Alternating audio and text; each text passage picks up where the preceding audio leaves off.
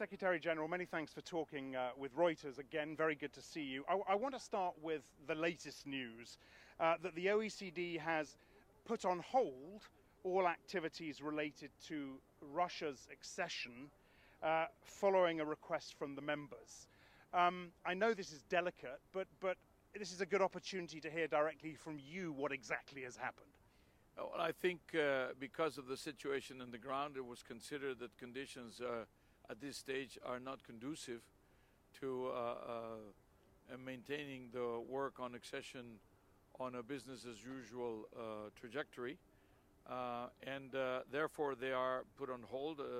I think the official word that was used is postponed, and that means that if conditions in the ground improve and it's possible, we will resume the work on accession. Have you been told by the other member states what those conditions might be?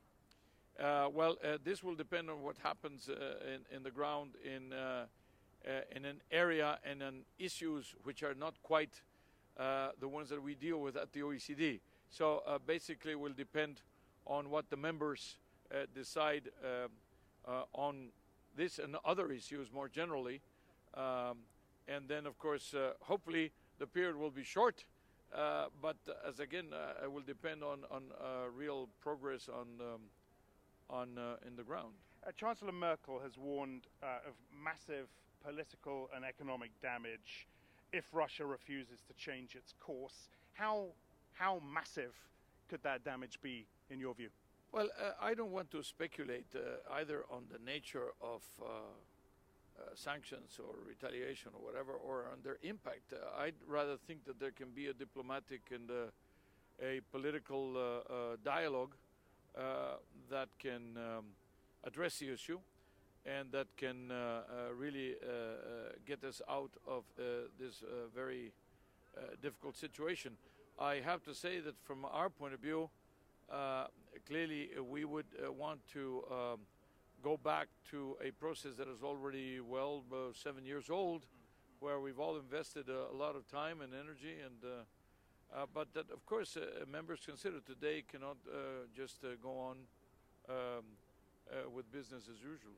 What is, to a broader picture now, what is the biggest risk for the global markets, would you say? Is it the worries that we've seen or that have come to the fore over China right now, or is it what's going on in our own backyard in the Ukraine?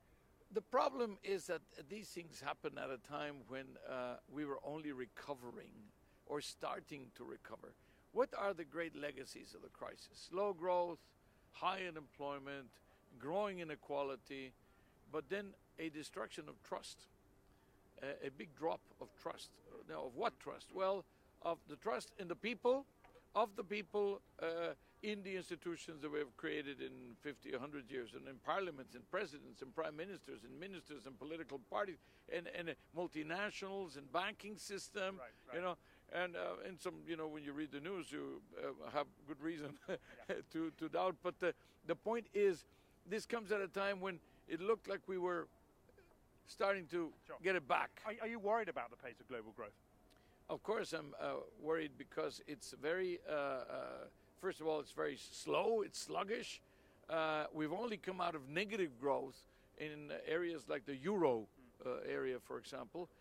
In Europe, in general, slow growth has been, negative growth has been really the name of the game in many of the countries. We're only having a return to very modest growth, but positive. Now, the color is better. Being in the black is better than being in the red. Recently, of course, you lost Mr. Padoan to the Italian government. He, of course, has Some people say that I want a finance minister. I feel very strongly that I felt a chief economist, that I lost chief economist. He's the right man for the job? I think he's great. He actually several times they had mentioned him ever since the transition with Monti, with Letta.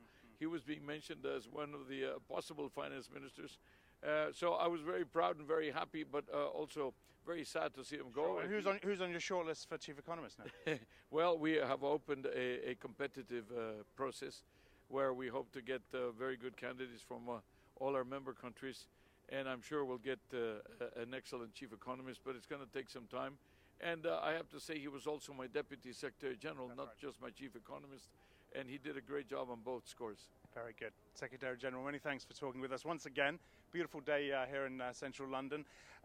Angel Gurria, the Secretary General of the OECD. That's it from me. I'm Axel Threlfall. This is Reuters.